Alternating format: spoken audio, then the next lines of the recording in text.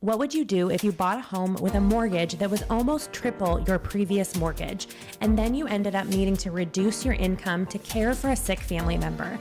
Today on the podcast, Jenelle Walsh comes to share her story of getting creative with her money and committed to paying off debt that came out of circumstances she couldn't have seen in advance.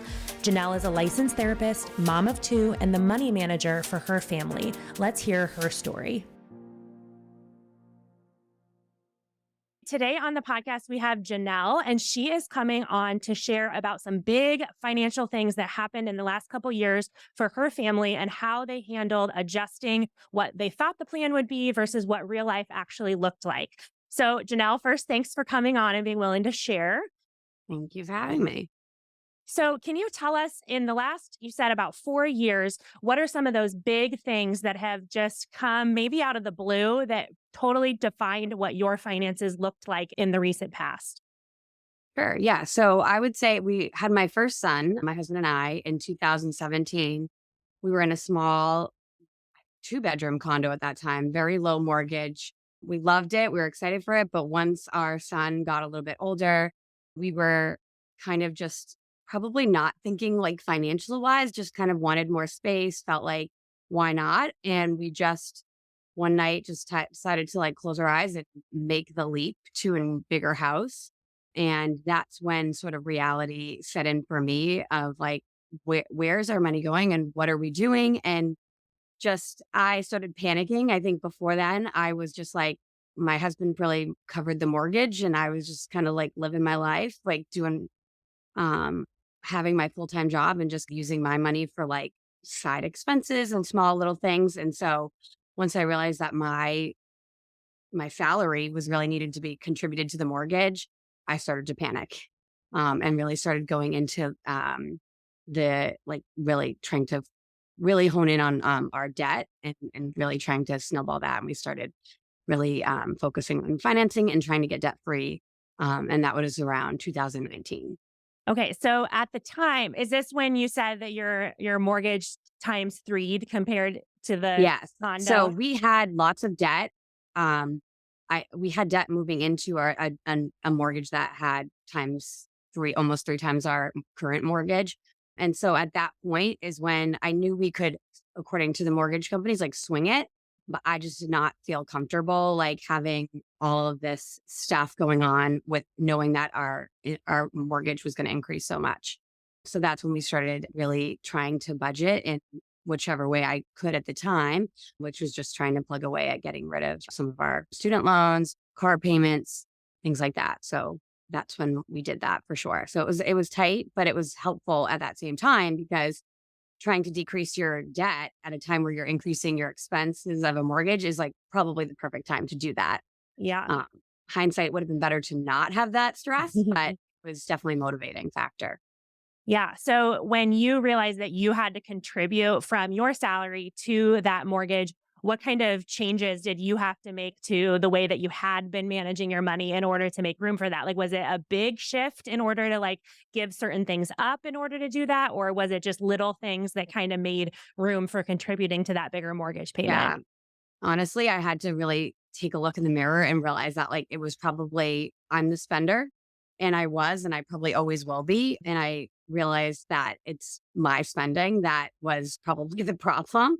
I mean, probably combined, just making those frivolous decisions of like where we want to, spend money, go out to dinner and things like that. But I think from that point forward, like, of course, having a baby helps. Like, I didn't really care as much about like getting hair and nails and all that stuff done. But I will say that that was probably the first to go. Like anything that had to do with like maintaining like hair, nails, that was a very easy way to cut. And we also started shopping at Aldi's, budgeting the groceries like to the T. Mhm. I don't know how we did it, but that was a long time ago in 2019, 20. I was budgeting less than $100 a Yep. week in groceries, but I also had like a 1-year-old. So yeah, he wasn't eating much, but we were at $80 to $100 for groceries back then. So that was how I kept it as tight Mhm. as I could. But yeah, definitely different now that we Mhm. have a second child and they're both eating like a lot.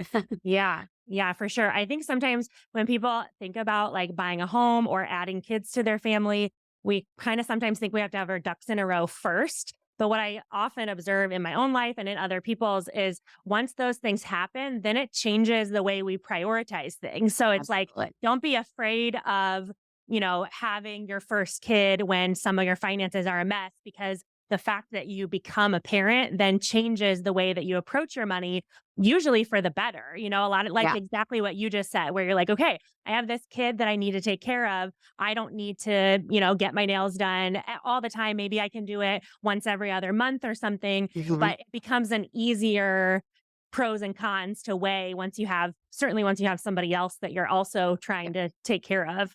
The other piece of that is like the mindset with like toys and Mhm. things like that really changed as well. Like I was in a one-bedroom condo and hated the look of a million toys Mhm. and like not even getting them used. And what was the point of going to big home? We wanted a bigger yard. So anything we buy for our kids is used, consigned, Mhm. whatever, because it's an unnecessary expense when you know you're going to just throw it away or move on to the next age group. So like toys are pretty much my kids know they don't get I don't think they've ever gotten a new toy from me at least. They always go to Savers and like Mhm. thrift stores and they can pick out something that way, but we don't buy new toys. And kids, like, they're exactly the same. Like a used toy is exactly the same to a new toy. So I think a lot of times we project our own perception of new versus used onto kids, but kids Hmm. do not care. I think the perfect example of that is when we got the very used play set, the backyard play set last year. I mean, that thing is like falling apart. Like boards are missing, like all that stuff.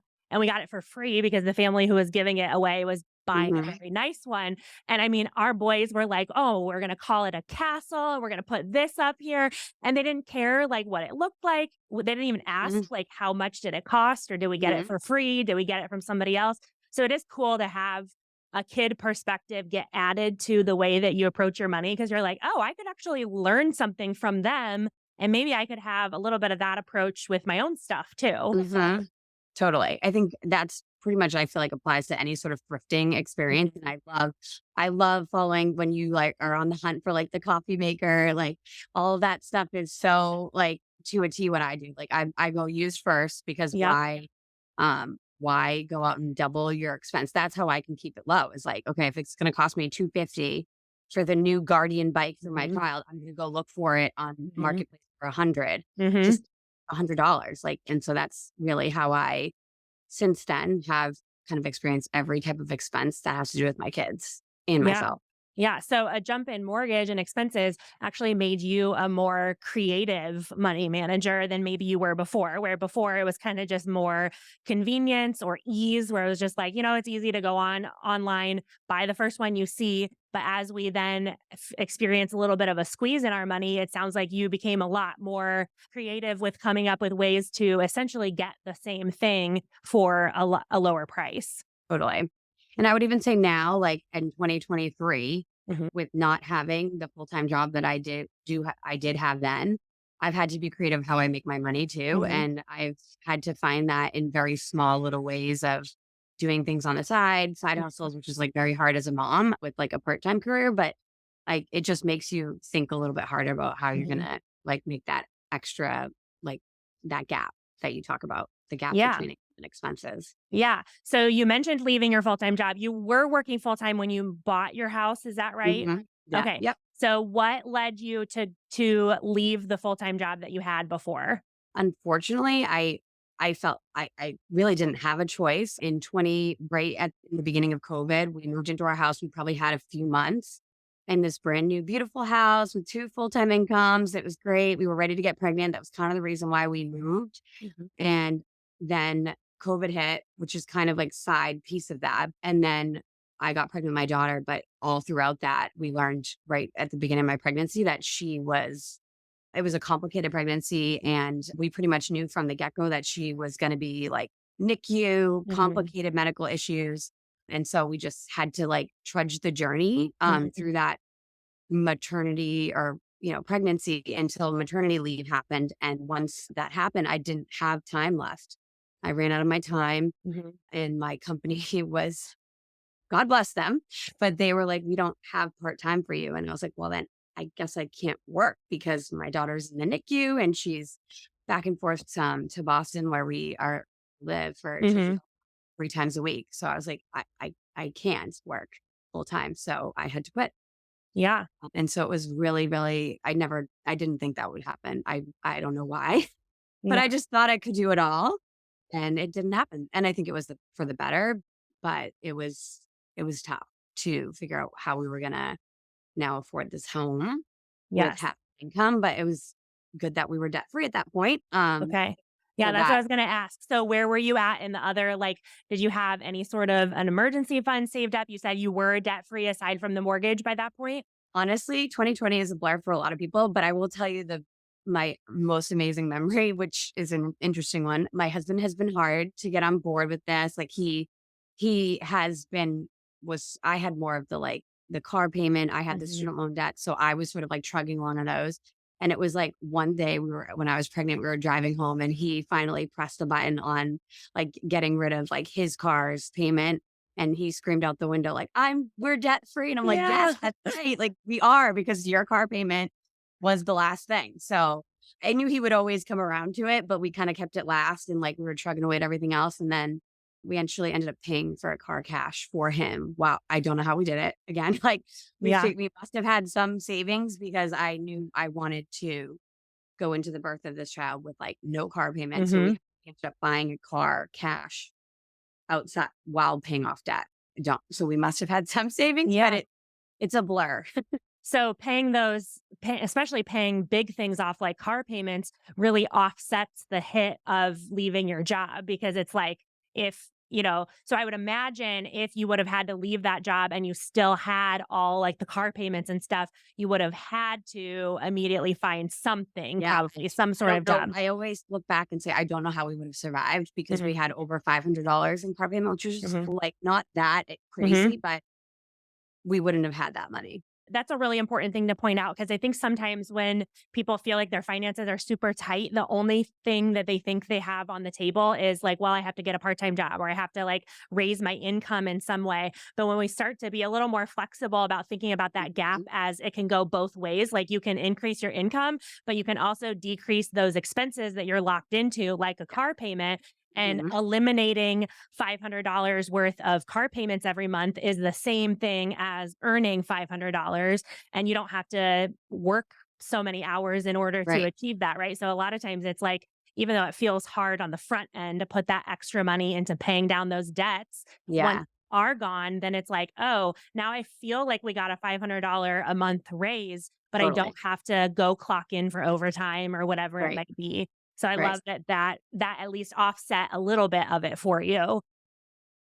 And speaking of like the overtime, I think that's the biggest piece with my husband joining in on your worksheet, the template. Mhm. It's been really great to see when we have that, like the top part says like we're only going to have a certain amount Mhm. of money left in that bank account for that pay period. He has the flexibility to take overtime. And so when I'm looking down the road at our Mhm. expenses, and it's been really helpful to have him be able to see that number wise. Mhm. Okay, well, you're gonna have to take an overtime this, pay period or Mhm. particular pay period. Say we want to go on a vacation or we have some extra expense coming up. If we want to have a budget buffer that we feel comfortable with, I'm Mhm. like, then if you could take an overtime at this pay period, that will be really helpful for us for that Yeah. particular this week or this month or whatever pay period that is. So that's been really great to know, right? Like knowing the Yeah. number helps you figure out like when you need to increase your like income. Does that help him too, like, as the person who is working the overtime? So it's not just like this constant, like, oh, you always have to work overtime or something. It's more planned out. Like, it's like sometimes you don't have to, and then sometimes you do. And I can kind of show you why. Yeah. And that is what we learned over the last like 6 to 8 months of Hmm. using the pay period budget Hmm. is that has been the most significant thing where he kind of hadn't realized where that like, what expenses are coming out and when. And like, even if he gets an extra paycheck or whatever, it still might not always line up with what we need for that pay period because the mortgage is, like I said, 3 times more expensive and it takes a big chunk that week of the mortgage or that Hmm. like, mortgage. So sometimes we have to like kind of work around that and just try to get in a little bit of extra buffer money there. I love that you approach it that way because a lot of people do have either overtime available or they do something like freelance or the ability to like sub or something. And so I love that you have taken advantage of the fact that you have mapped out your finances far Mhm. enough in advance that you don't have to feel behind the ball all the time of like, Mhm. oh, we're short. Now we need to figure out how to scramble Right.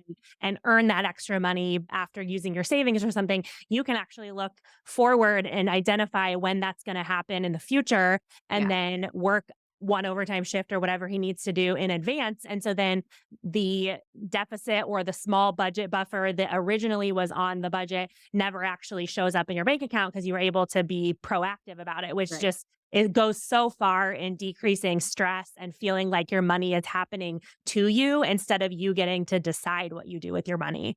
Totally. And that's what we do have a savings account, that we can pull from. Mhm. But just recently in your most recent stories, it's that feeling of when you want to use that, it Mhm. just always feel fun. Yes. So for us, like we had like our 10-year wedding anniversary planned, and I was like, okay, how many overtimes in the 6-month period do you need to Mhm. do in order to pay that off Mhm. so that we don't have to pull from our savings? So Yeah. that's been so good to be able to just plug those numbers in and almost like hypothetically put them in through the Sure. pay period budget. Like, okay, if you do 2 overtimes, this is how much we'll have. So Mhm. that's been really, really exciting to see those Yeah. numbers. It's been super, super helpful. And not only to do enough, but also to not need to do too much because your time is valuable too. So it's Mhm. like once the budget can kind of also tell you, hey, like you've made enough, you can cover that. You don't need to just blindly be like, well, I got to take every overtime that's offered to Right. me. He can Mhm. be, be more choosy with, okay, actually, we are good for this month and I'm going to spend the weekend at home or whatever it is for schedule wise, which is really good. So the timeline, you were debt free and then your daughter had to spend time in the NICU. So you ended up leaving your job. Was that like 2021? Where So we she at was born in there? August of 2020. So by the time my maternity leave ran out, probably just around, actually, I remember I had to give notice on New Year's Eve. Okay. So starting 2022, I actually didn't have a job. Okay. Had to start searching for something that would be flexible enough me to work, but be able to be around for my daughter's Yeah. appointment in the morning. So I ended up finding a job as a therapist, which is like the biggest blessing in disguise. And so I kind of just negotiated my hours and said, like, Hmm. I can only work like 2 to 7. So that's Hmm. what I started doing so that my husband could be home and then I could go to work. Okay. So do you still do that job now? You have that flexible like 2 to 7 schedule? Yeah, that's pretty much like how it's been able to fluctuate a little bit here and there as they've gotten older. But right now, that's what the only thing that's been working that doesn't really impact school pickups and, Hmm. all the things that are little babies with medical needs. So Yeah. yeah, so it's working for now and, we'll see how life goes moving forward. But Yeah. at this point, there's no foreseeable timeline where I'm gonna be able to work like a full-time salary, and that's been like, okay, like an acceptance, but, Hmm. we've been made it able to make it work so far. Now that you're in the midst of working part-time, do you like wish that you could work full-time or does it now feel like a better balance between full-time and part-time? Like, do you have a preference one way or the other? Because I know everybody's different with what they prefer. I think it definitely is a better balance for Okay. sure. Like, to be able to just be home with your kids and Mhm. work is, like, the best.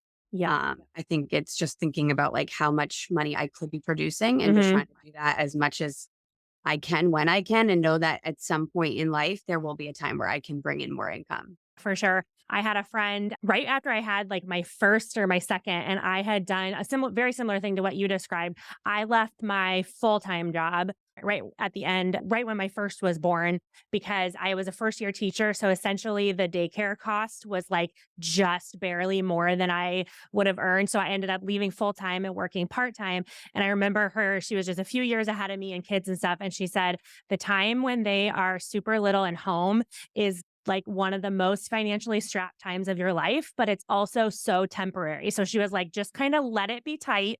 Like find the part-time jobs that you can. And like you said, as they start to get older and as they start to get into school, like you will have more options later. And I think of that advice all the time where it's like when I start to feel stressed about how tight the money is, it's like it is tight and it's temporary. So like I Mhm. appreciate the time that I can Right. be with them and working part-time, knowing that pretty soon for us, like within a couple years, they're all going to be full time school and then the job situation can change.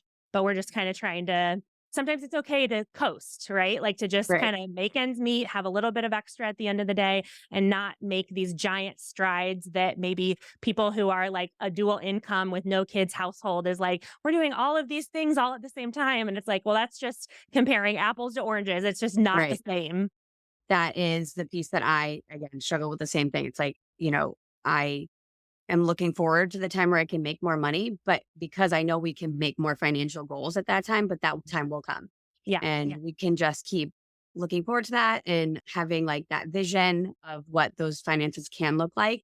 And I think that honestly, I feel like it's going to make it feel a lot better because Hmm. it's like those goals, those things that you're keeping in mind and you're keeping like a focus on is while we're debt free. I think it's super important to have that stress so that you keep focusing on those financial goals for the future. Because I think otherwise, if I went in full time, who knows if I would get lax with our finances and start spending Yeah. again, since I am the spender. So I think this is like a good time for this to be happening because it'll help us keep focus on those goals that will matter in the future, like retirement. Yeah. And you're still valuing the habits, even if they're not having you're not making those giant strides, but just the fact that you're keeping that foundation of like, we're still going to keep track of our finances. We're still going to look at what's coming down the road so that Yeah. when that income does jump back up, like you already have the skills and the habits and you're Yeah. just in that mode and it'll be so much quicker and so Yeah. much less likely to slip back, like what you just described. Yeah. That's what I keep telling myself. Yeah. I think it's very smart. Yeah. Does your money feel like something that happens to you? Do you feel stuck where you're at with your money, wishing you could finally get to a place where you feel confident about your finances, able to budget for your goals even when plans change? Most attempts at budgeting fall apart because they depend on everything going exactly according to plan, but life simply doesn't work that way. This Sunday, September 24th at 3 p.m. Central Time, I'm going to be teaching a free budgeting workshop called Stuck to Stable: How to Budget Even When Plans Change. I'll be sharing the approach I take with my own family budget and the budgets I build for hundreds of families just like yours. If you're not looking for the next investment fad or how to accumulate a bunch of expensive stuff and you just want your family's finances to feel stable, go to www.debtfreemom.co/stuck to register for this completely free live workshop. So as you made some of those changes, so now we're looking at like 2021 and now you're working part-time and the mortgage is higher. You've mentioned a couple times that you now use the pay period budget template. When did you start using that? And also why did you maybe try to find a different budget method? Well, the reason why, I mean, I was following you from since 2021. I had to look back and I definitely bought the budget tool a while Mhm. ago. I think that when I first opened it up, I think I even messaged you like, I think I don't know how to use this, but I think I just didn't give it time because Mhm. I had my own like little piece of paper way that I did it. Mhm. But once I really sat and what I really wanted to do was be more intentional with saving. And so that was like my goal as to like, okay, how do I do this better? How do we as a family, but I'm the one that's sort of writing it down. Mhm. How do we do this better as a family? And once I opened it up and actually like really put the numbers in and saw how quickly it shows me how Mhm. much I can save per pay period, how much I can fudge the numbers and figure out if I want to save more, where do I have to cut? So that was like once I really just sat with the pay period budget and inputted the expenses, which I think is probably the most overwhelming part. Yep, for Uh, sure. it was so easy. And then to just share that Google sheet with my husband, and then Mhm. he really just be responsible for putting in his paycheck every time.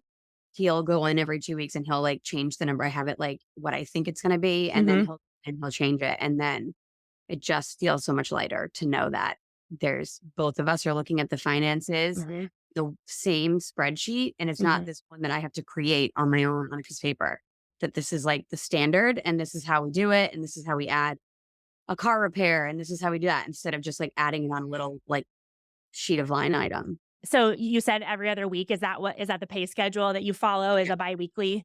Yes. Yep. Biweekly. Okay. Yeah, I often find that that's typically the pay schedule that sees the most of like an aha moment. when Mhm. they go from trying, because almost every method is basically trying to get or forcing you to budget monthly, and biweekly and weekly are the ones that feel the most off when trying to budget monthly. So a lot of times when people describe like, oh my gosh, it was night and day difference between what I was trying to do and what I ended up doing inside your template, most of the time those are weekly or biweekly budgeters, because it is just so hard when your pay date jumps around all throughout the month if you're trying to do a monthly plan.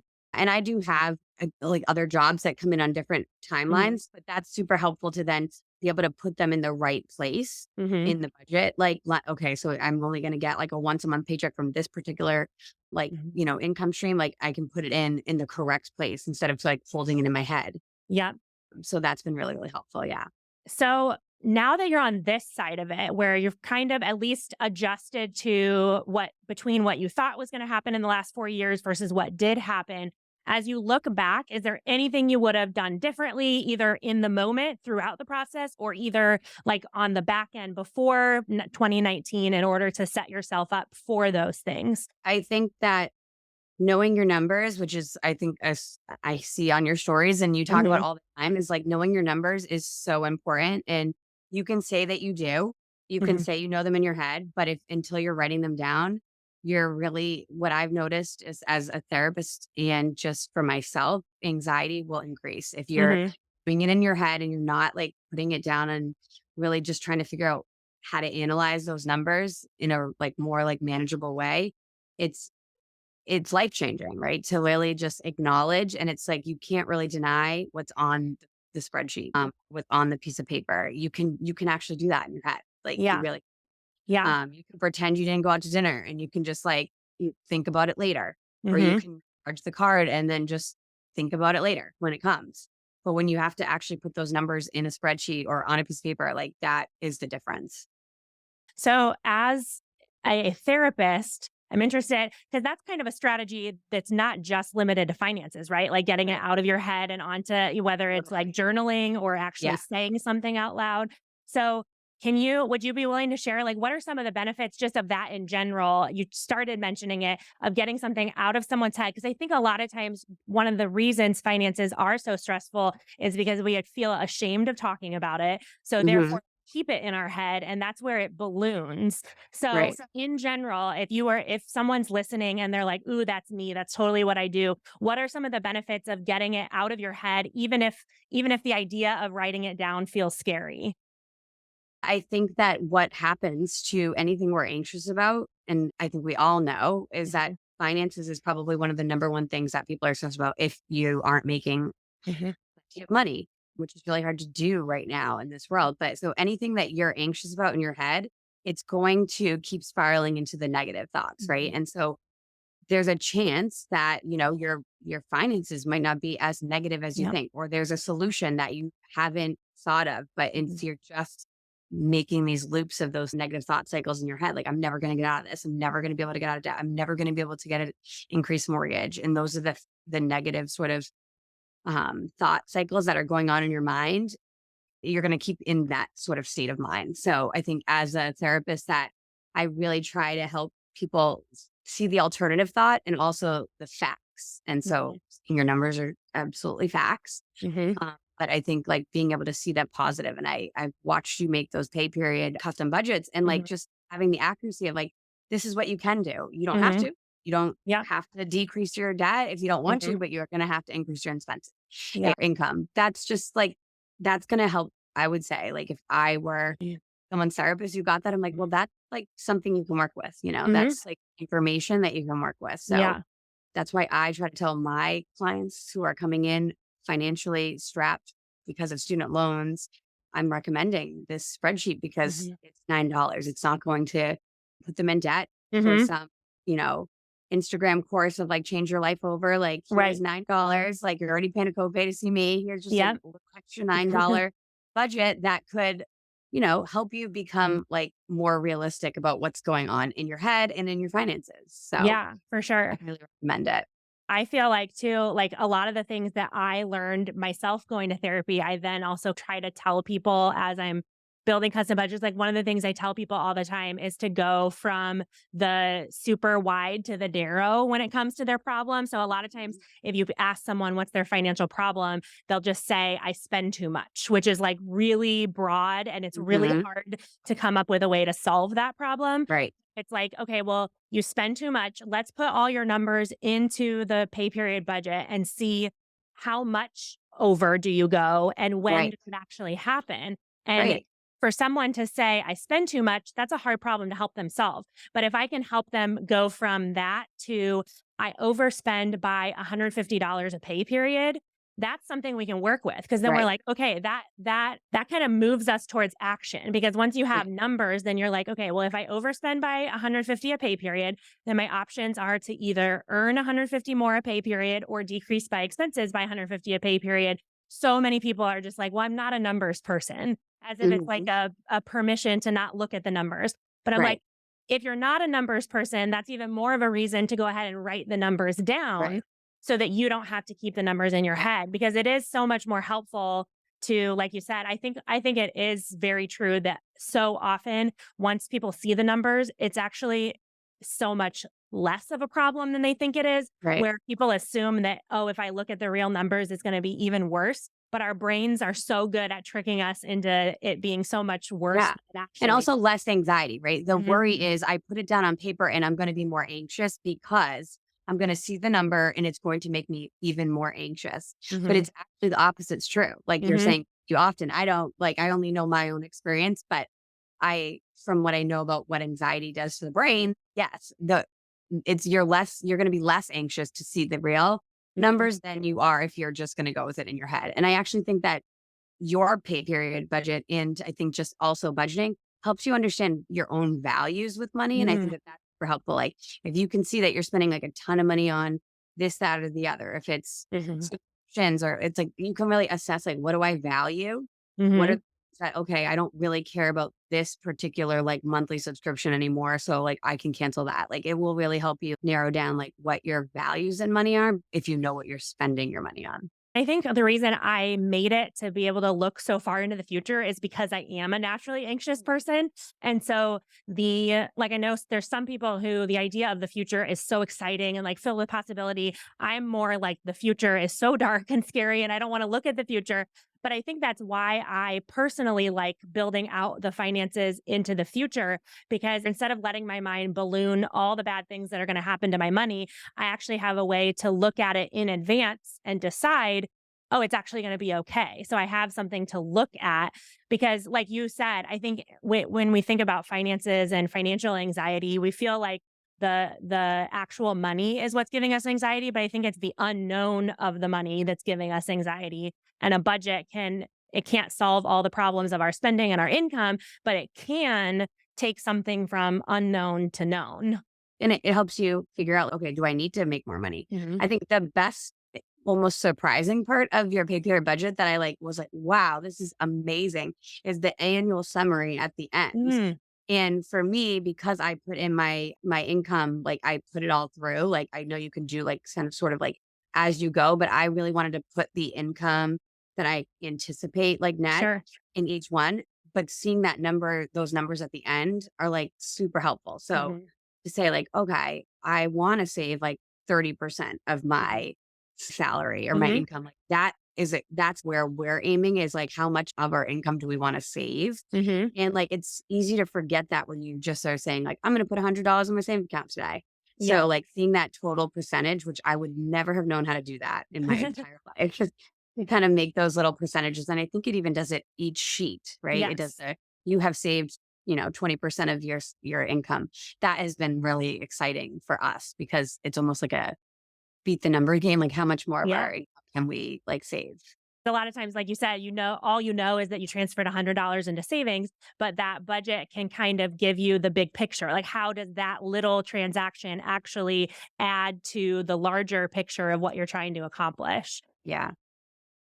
So, Now that you're here, now that you're at this point, now looking forward, so these are kind of what your last 4 years have looked like. Now looking forward, what are some of the goals you have on the horizon that you maybe are building into the spreadsheet? I know you've mentioned savings. Do you have any like trips that you're working towards, or do you have any things for your kids? Like, what are some fun things kind of coming up that you worked Wow. into your budget?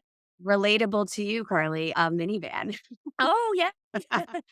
My all my friends and family are like, and we just keep joking, like, we're gonna buy a minivan. We're gonna buy a minivan soon. But so that's been like a very we wanna have enough in our savings Hmm. and not taking out of that emergency fund and not, you know, taking away from the ability to like go on a vacation. So minivan is in our future. I still have to Awesome. save for it. So that's really like our biggest expense. And again, like we really found financial peace in buying a car for cash Hmm.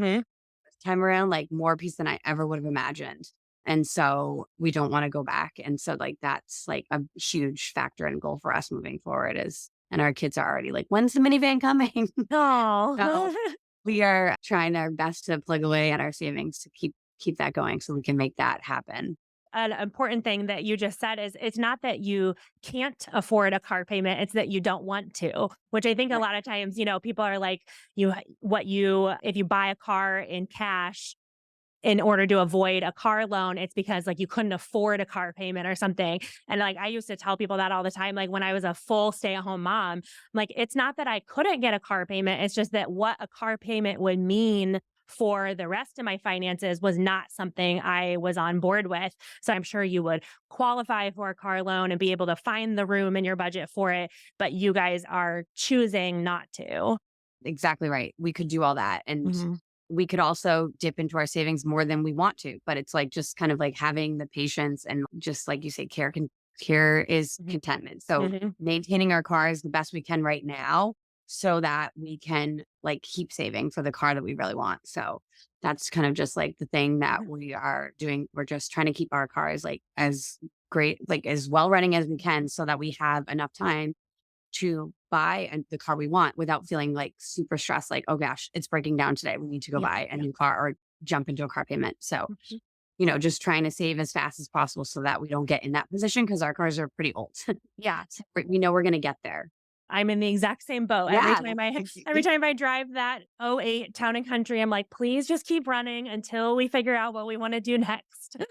But I guess we'll probably be on the same journey then. If you, Yes, yes. Once you buy one, you gotta let me know, and I'll let you yeah, know when I buy one. yeah, yeah. And all your tips are super helpful. All your marketplace tips on looking for cars. So I'll be watching that content very carefully. Okay.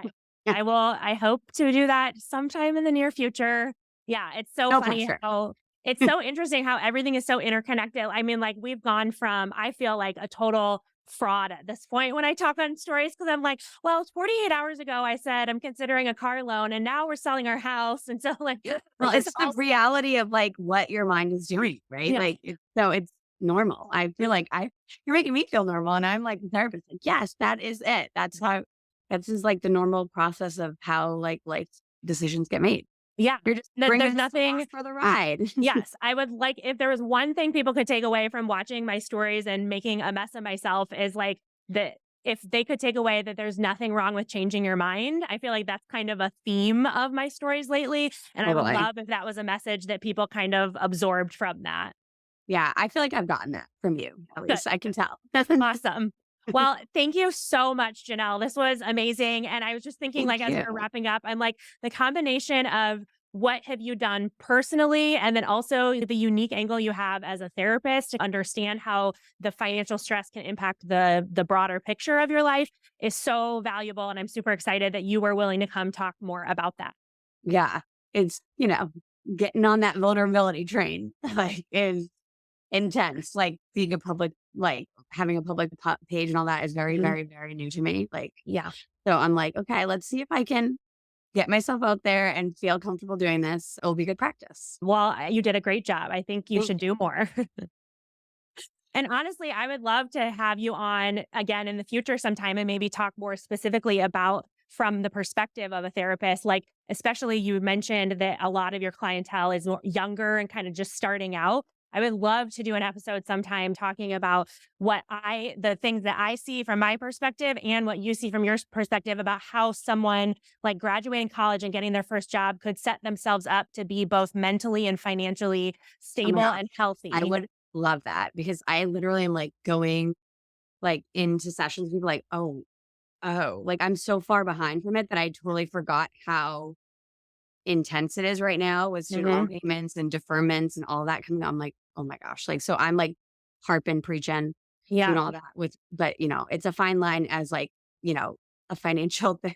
Yes. Being you can't be your client's financial Right. advisor, their therapist at the same time. Right.